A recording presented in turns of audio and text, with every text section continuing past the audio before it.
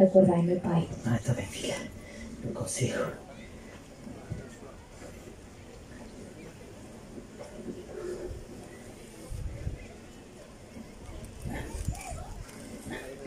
Fazei cuidado, meu pai.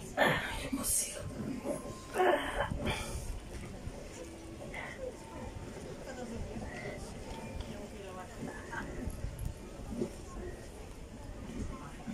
Cuidado. Venha, meu pai. Por aqui. Ai, quantas dores, minha filha. Eu já não posso comigo. Acalmai-vos. Sentai-vos aqui que já vos trago uma manta. Não é preciso. Não estejais para aí a ter trabalho. Aqui tendes. Vais, metei a perna para cima.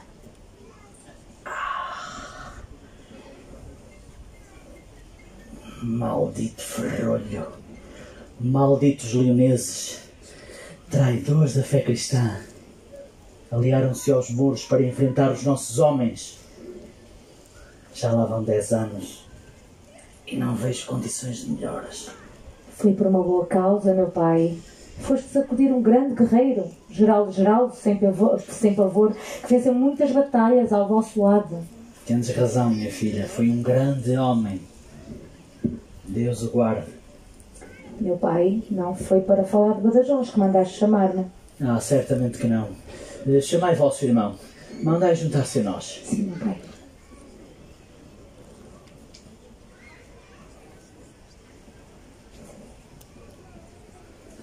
Sancho, vindo até nós, o pai deseja falar-nos.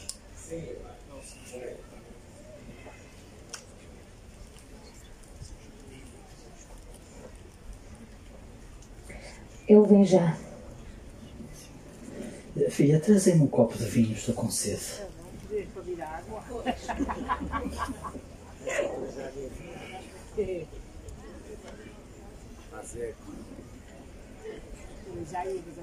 Aqui temos, meu pai.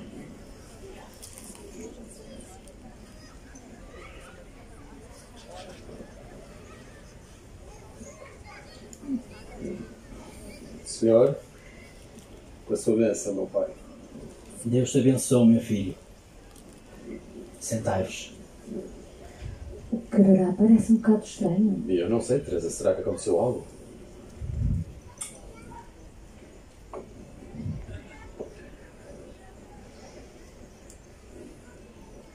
Meus filhos, aproxima-se a hora do meu passamento. Senhor, estás novamente com esses pensamentos, pai? Já faz quase 10 anos que ouvimos estas palavras e Deus ainda o quer junto de nós. Escutai o que vos digo. Tendes nas vossas mãos um desígnio muito importante. Tendes os comandos do nosso reino sob a vossa responsabilidade. Senhor, sabeis muito bem que temos as tarefas bem definidas entre nós. E minha irmã tem desempenhado funções de administração do reino como gostaria, pai. Por outro lado, meu irmão Sancho comanda os nossos homens e tem mostrado muita bravura e inteligência, como podemos constatar ainda no ano passado, quando venceu uma multidão de mouros em Sevilha. Não sejais assim, minha irmã. Todos nós sabemos que na véspera da batalha, quando os chefes militares me pediram ordens, apenas lhes disse que fizessem como estavam habituados a fazer quando o nosso pai os liderava. Pois eles saberiam melhor do que eu como comandar e ordenar as hostes. Mas disse-lhes também que Deus estaria do nosso lado na luta contra os infiéis. Eu bem sei que vós tendes desempenhado as vossas funções com zelo e bravura. Certo dia, meu pai, à beira da morte, disse-me: sabei, meu filho, que tendo Deus por vós e vós em sua graça, tereis os povos e gentios mil leais e fiéis para vosso serviço. Sem ele, não há poder nem saber que vos aproveite. De sua mão somos tudo o que somos, e tudo o que temos não teríamos, se de sua mão e bondade não viesse. Cuidai, pois, para que os conserveis sempre ao serviço de Deus, e de tudo quanto tiverdes, e de toda esta terra que vos deixo, não aparteis dela nem um palmo. E assim foi. Já diziam os antigos, com a vossa licença. O conde Dom Henrique, vosso avô, pertencia à família ducal de Borgonha. Era sobrinho de Dom Raimundo de Tolosa. Sendo o filho mais novo, havia pouca possibilidade de alcançar fortuna ou títulos através de herança. Naquela altura, a Espanha estava ocupada por infiéis e por inimigos da nossa fé. Vosso bisavô, Dom Afonso, sexto de seu nome, rei de Leão e Castela, imperador de toda a Espanha, contou com o auxílio do conde Dom Henrique para afastar os mouros para o sul do condado, afastando assim os perigos da Mourama.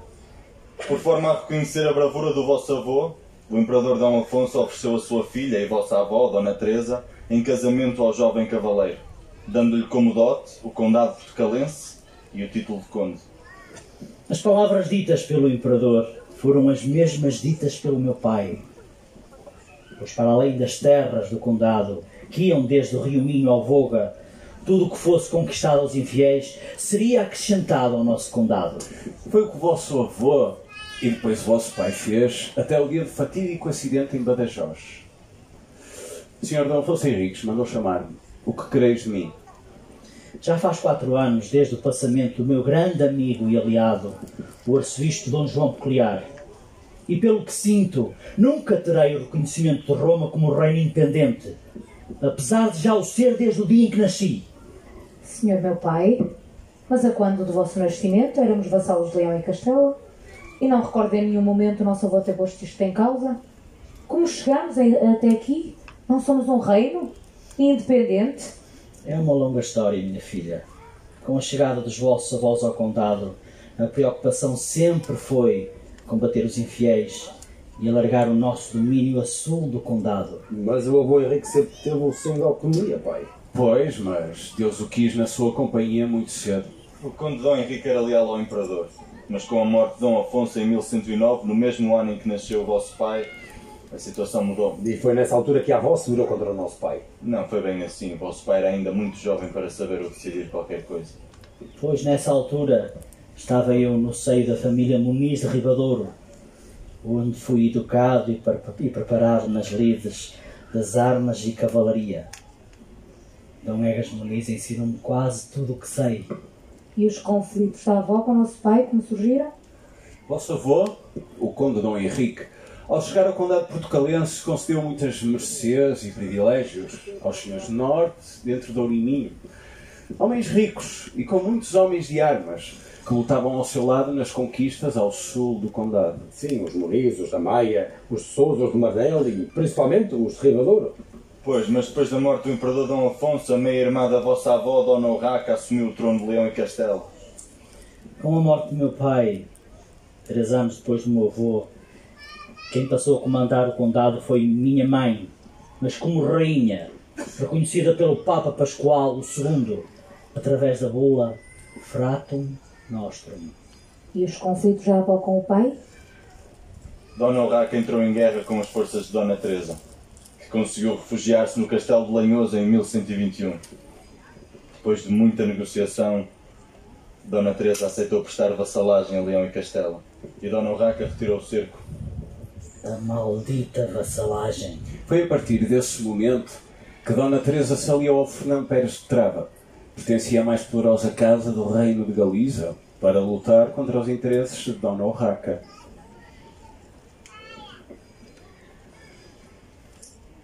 Na altura, os novos revoltaram-se contra a Dona Teresa e o Trava, mas não podiam fazer muito, afinal de contas, era a minha avó quem nos liderava. É aqui que começa a revolta contra a minha mãe. Já não era sem tempo, meu pai. E o que fez a seguir? Precisava de ganhar tempo. E por isso, Com a influência dos barões do norte e a concordância de Dona Teresa, Dom Afonso Henriques investiu-se cavaleiro em Zamora, numa cerimónia reservada para reis e filho de reis. lembro-me como se fosse hoje. Na sede de Zamora. Tomei de cima do altar as armas militares. Vesti-me e cingi-me a mim mesmo. E no final, com as armas na mão, senti Deus em minha alma e percebi que seria o futuro rei de Portugal. Pai.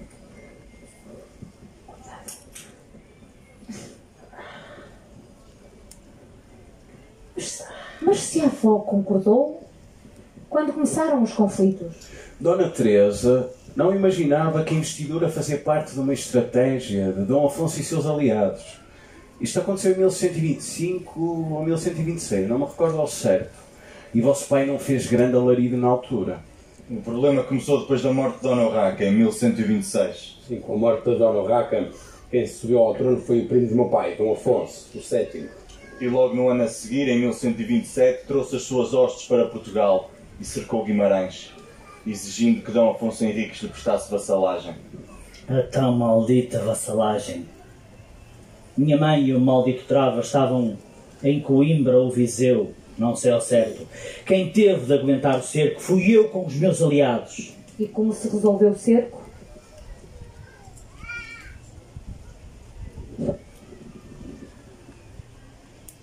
Esse foi Dom Egas Muniz. Pois, Dom Egas Muniz foi ao encontro do meu primo e prometeu-lhe, sem a minha autorização, que eu iria acompanhar até à Galiza e lhe prestar a devida vassalagem. E o que fizeste, meu pai? Eu precisava de ganhar tempo. Fui com o meu primo até à Galiza. E prestaste a vassalagem? O meu primo entendeu que sim, mas eu nunca fiquei com isso em mente. Então não cumpriste a vossa promessa. Quem fez a promessa foi Dom Egas Muniz, não eu. Pelo menos os conflitos com o primo ficaram resolvidos por um tempo. E vosso pai pôde resolver os conflitos internos. É agora que começa o conflito com a avó. Não era bem com a avó. Na verdade, o meu conflito era com o Estrava e seus aliados, ainda que vossa avó fosse a culpada. Um ano depois do cerco, em 1128, e como reconhecimento da bravura dos homens de Guimarães, confirmaste o foral dado pelo avô e aumentaste os seus privilégios, pai. Eu tinha que fortalecer os meus aliados. Era preciso expulsar Fernão Pérez de Trava do Condado. E nesse mesmo ano, enfrentaste as tropas do Trava e da avó, na Batalha de São Mamede. Assim é.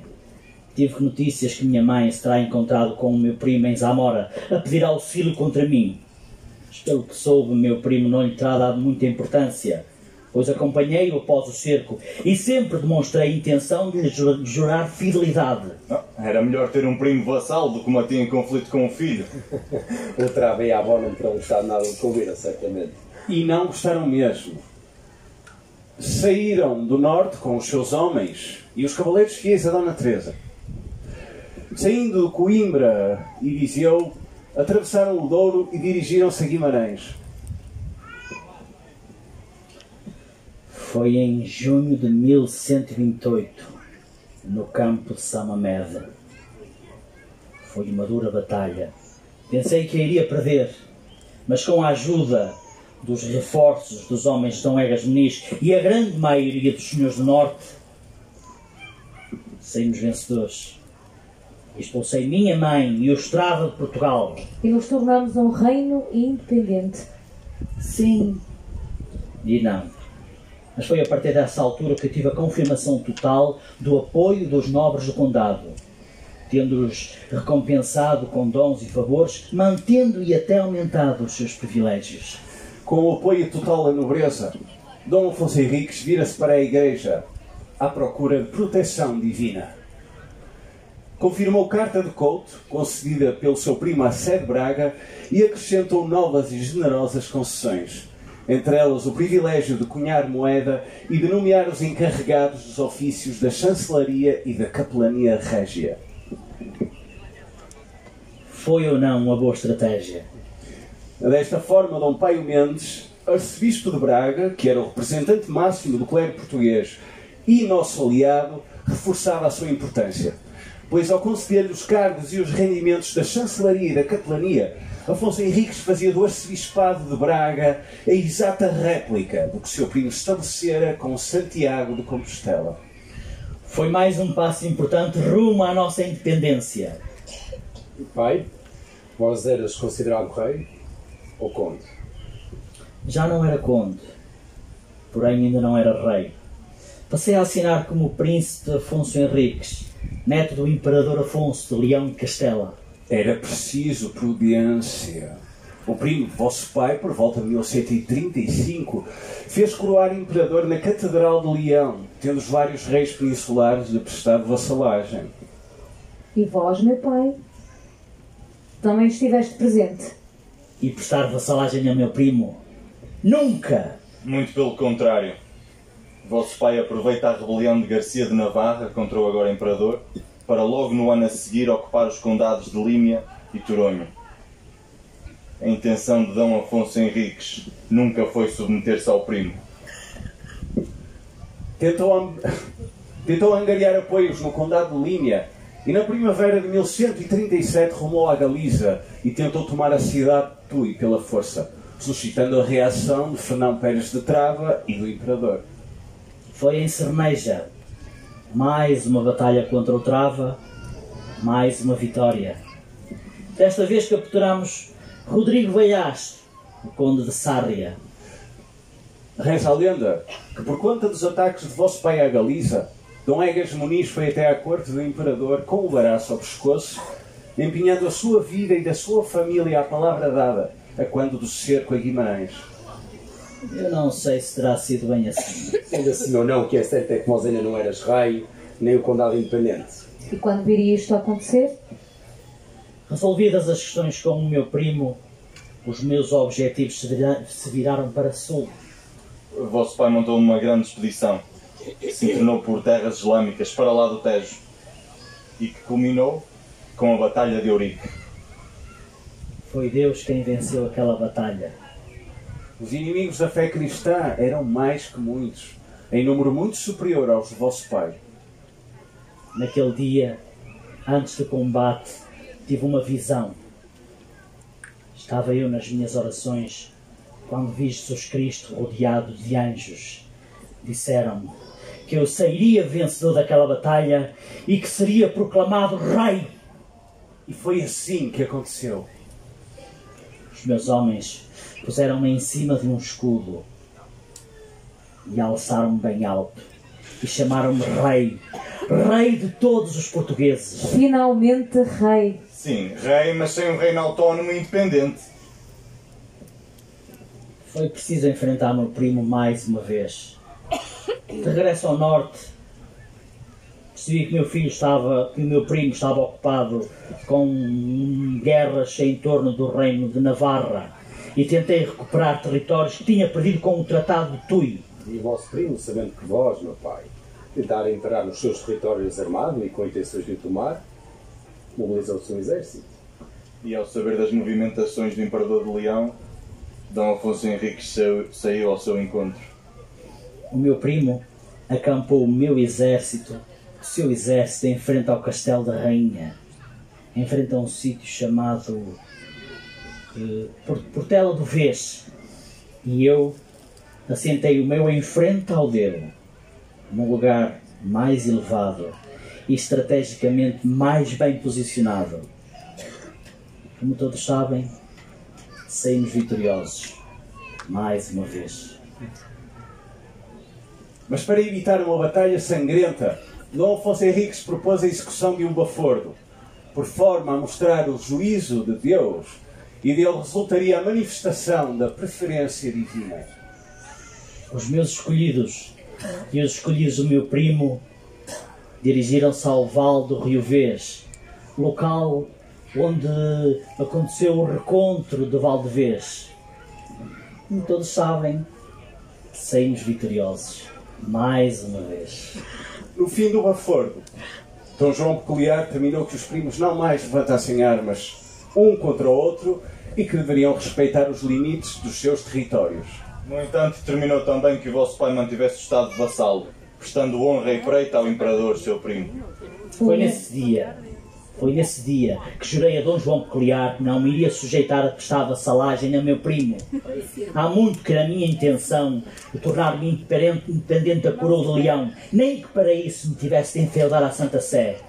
E no fim do recontro, o cardeal Guido de Vico, legado da Santa Sé e do Papa Inocêncio II, ao saber das nossas intenções, reuniu-se com o vosso pai e depois com o Imperador, propondo um novo encontro, desta vez em Zamora. 1143. Estivemos reunidos em Zamora. Finalmente assinamos um tratado onde meu primo reconhecia o reino de Portugal e o meu título de rei. Finalmente independentes. Não totalmente. Meu primo concedeu-me o condado de Astorga, exigindo a minha vassalagem. No entanto, reconheceu o reino de Portugal. Ora, Astorga ficava fora do reino. Logo, não tinha de lhe prestar vassalagem, como rei. Mas vosso primeiro imperador exigia a vossa vassalagem. Ele se intitulava como imperador, mas eu nunca o reconheci como tal. Além disso, concertei com Guido Vico o enfeudamento do reino de Portugal à Santa Sé. E prometi pagar o censo anual de 4 onças de ouro, sob a condição de o Papa defender a minha honra e a dignidade da minha terra. Disse ainda que não reconheceria outro senhorio eclesiástico ou secular a não ser a Santa Sé e os seus legados. E no ano a seguir, o Papa Lúcio II enviou uma resposta na qual Roma aceitava a vassalagem de Dom Afonso Henriques. Agora sim, finalmente independentes. Pois, mas apesar da resposta positiva de Roma e de todos reconhecerem Dom Afonso Henriques como rei, a carta do Santo Papa Lúcio II chama o nosso reino de terra e apenas reconhece o título de duque, apesar de reconhecerem o nosso enfeudamento à Santa Sé. Foi por isso que vos chamei aqui hoje. Antes de morrer, Dom João Peculiar deslocou-se a Roma 14 vezes para exigir o que é meu por direito.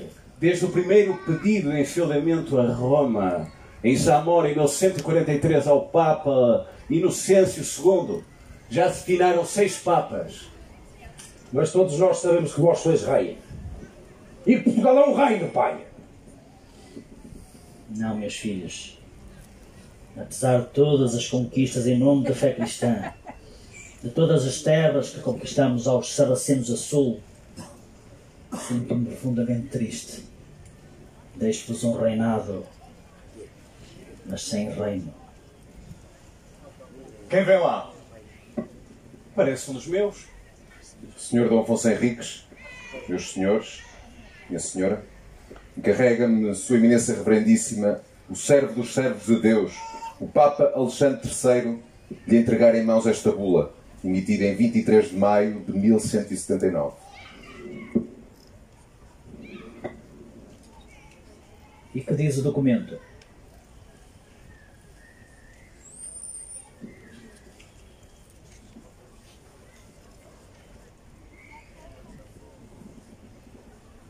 Alexandre, Bispo, servo dos servos de Deus, ao caríssimo Filho em Cristo Afonso, ilustre Rei dos Portugueses, e a seus herdeiros in perpetuum.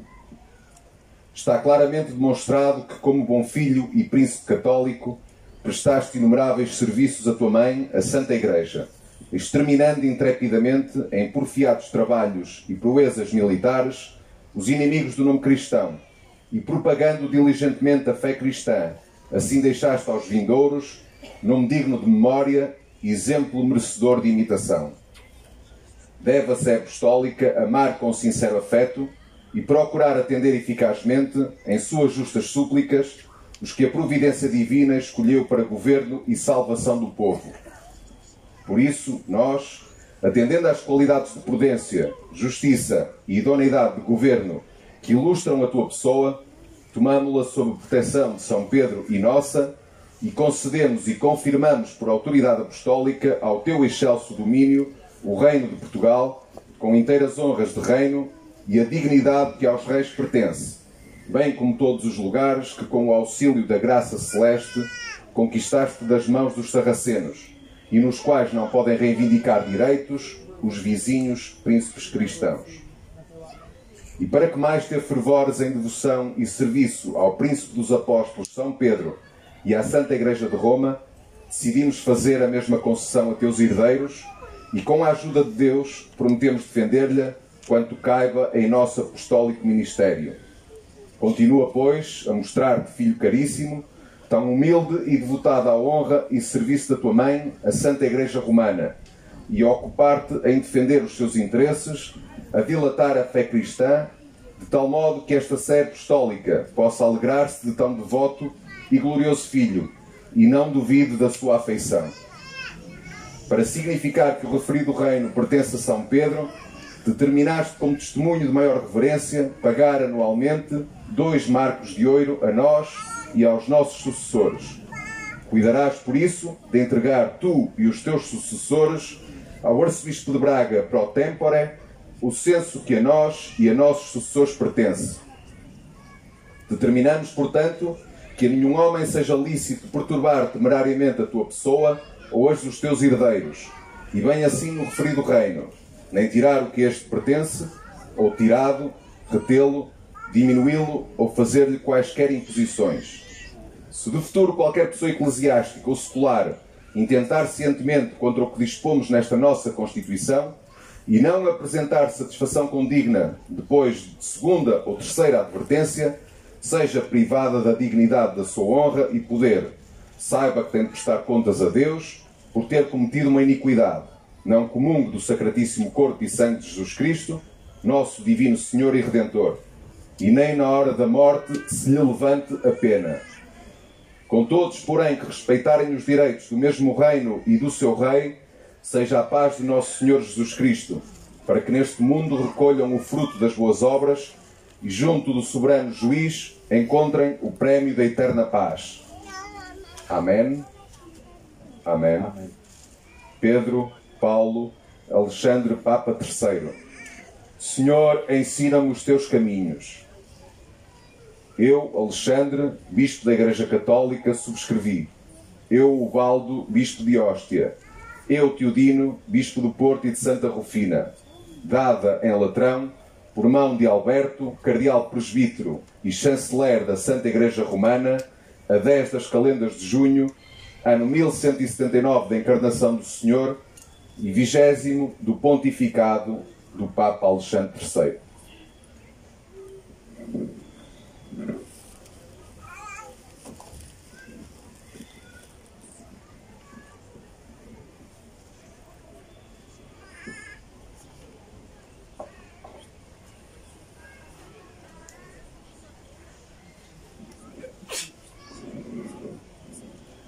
Antes tarde que nunca. Por que demorou tanto tempo? Vosso avô, quando veio para este condado, agora tornado reino, tinha um propósito: lutar contra o infiel. E para isso era importante termos uma Espanha una e forte, imperial. E por que só agora? Depois da morte de vosso primo, o império perdeu todo o sentido de o ser.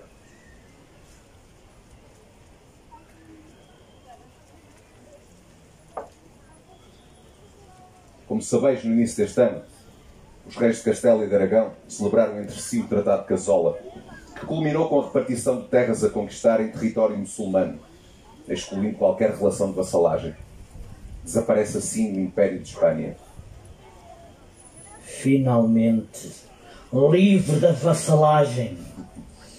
Todos os reis da península já reconhecem o vosso título e a vossa dignidade. Todos o tratam por igual. O próprio rei de Aragão entregou sua filha Dona Dulce em casamento ao vosso filho Dom Sancho, como prova desse reconhecimento. Agora tendes um reino, e tudo o que arrancares às mãos dos sarracenos será vosso por direito. E os príncipes vizinhos cristãos não poderão reivindicar quaisquer direitos no reino de Portugal.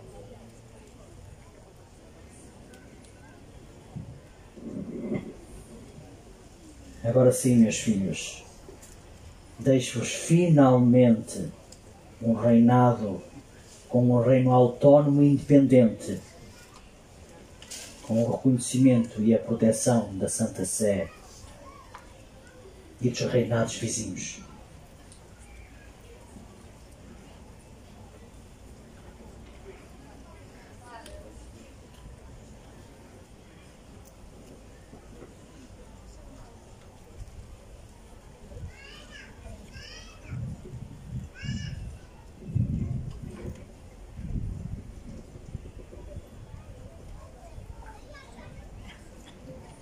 Sancho, meu filho, Senhor, trazei-me a vossa espada.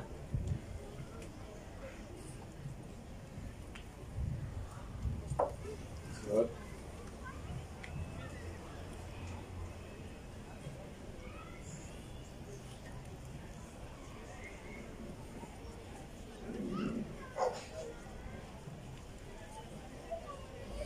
Por Portugal! Por Portugal!